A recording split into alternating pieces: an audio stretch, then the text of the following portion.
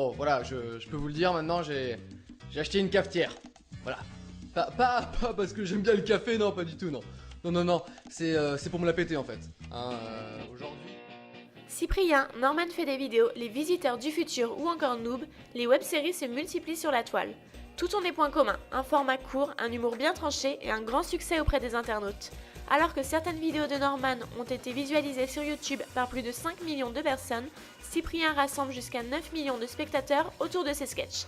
Quant aux visiteurs du futur, ils sont suivis par près de 50 000 personnes sur les réseaux sociaux et devraient bientôt être adaptés sur la TNT. Ça tourne. Action.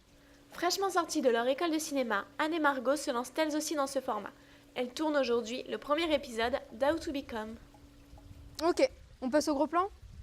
Alors pour tourner, en fait, on n'a pas trop de moyens, on peut pas vraiment louer du matériel et tout. Donc moi, je bosse dans une petite boîte de production et de temps en temps, ils me passent le matos. Et sinon, on se débrouille, comme on a travaillé chez Deloitte de matériel. On peut emprunter à moindre coût. Bon, on met notre poche, mais bon, on se dit que c'est que le début.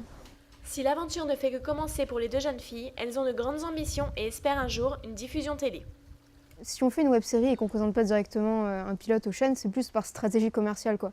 C'est plus facile d'arriver en ayant fait une web-série, donc de dire, voilà, la web-série, elle marche, on a tant de vues, il y a tant de gens qui sont dans la communauté, il y a tant de gens qui nous suivent, que d'arriver sans du tout être connu. Enfin, je vois par exemple Kian Koyanji qui fait Bref. Avant, il avait fait le festival de Kian qui avait très très bien marché sur Internet. Donc ça donne une légitimité pour aller voir après des chaînes de télé et des marchés, quoi.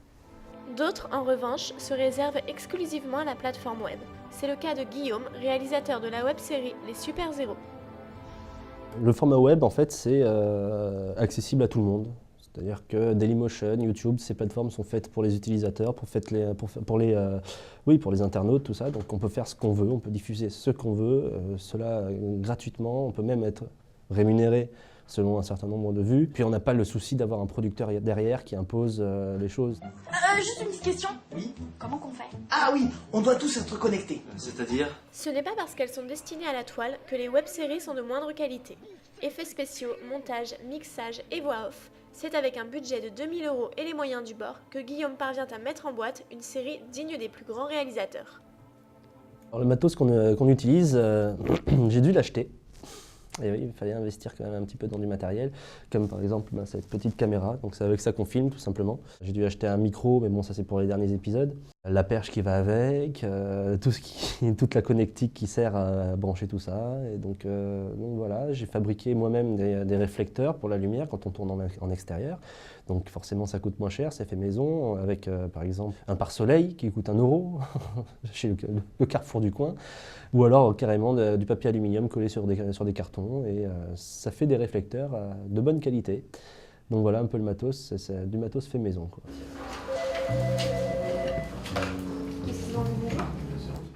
Pour aider les web-séries à se lancer, la société Kiss Kiss Bang Bang propose de mettre en relation réalisateurs et mécènes. Grâce à cette plateforme web, les internautes spectateurs peuvent financer les projets qui les séduisent. Vincent Ricordo, fondateur de la société, nous explique le fonctionnement de ce mécénat 2.0. Il doit toucher 3 cercles. Il doit toucher d'abord sa propre communauté, parce que c'est en touchant sa communauté qu'il va trouver des relais d'influence qui vont du coup aller sur le deuxième cercle, qui sont en fait les amis d'amis. Et à partir du moment où on a actionné assez fort le premier cercle et assez fort le deuxième cercle, naturellement, en fonction de la qualité du projet pour le coup, et là ça compte, et en fonction des prescripteurs ou des influenceurs qu'il y a autour du projet, pof, ça va sortir du deuxième cercle et ça va toucher le troisième cercle, qui sont des gens qui sont complètement inconnus, donc qui sont ni des amis d'amis, ni des amis du créateur. La force numéro 1 que doit avoir le créateur de projet, c'est comprendre que sa collecte de fonds, c'est un vrai job. À côté de cette aide financière, des micro-entreprises proposent également de mettre sous les feux de la rampe les web-séries. C'est le cas de l'application smartphone de la jeune start-up Tozilab, située à Paris, place de la Bourse, mettant sur un pied d'égalité séries télévisées et web-séries. Antonio Mendes Pinto nous explique les atouts d'une bonne série en ligne. Être de qualité suffisante, c'est simplement soit avoir créé quelque chose de nouveau, soit au niveau du jeu des acteurs. C'est est-ce que, une fois que j'ai regardé un épisode, j'ai envie de regarder un deuxième, puis un troisième. Voilà.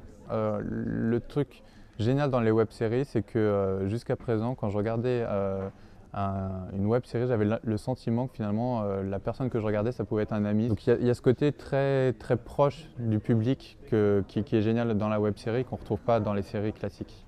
Voilà. C'est quoi déjà Anyone But Me?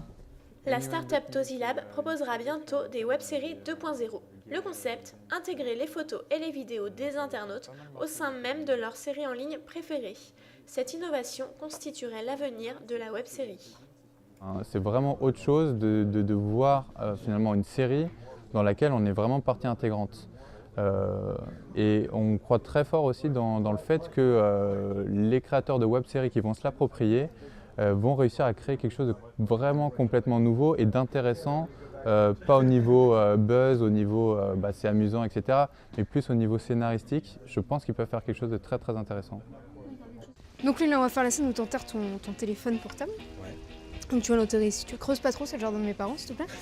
Et ensuite, on va faire la deuxième partie où on se rend compte qu'il sonne encore, tu vois, mais là, on va prendre vraiment un plan serré sur la terre. Et on va juste voir tes mains qui retournent la terre pour foutre et tu vas le balancer dans la flotte.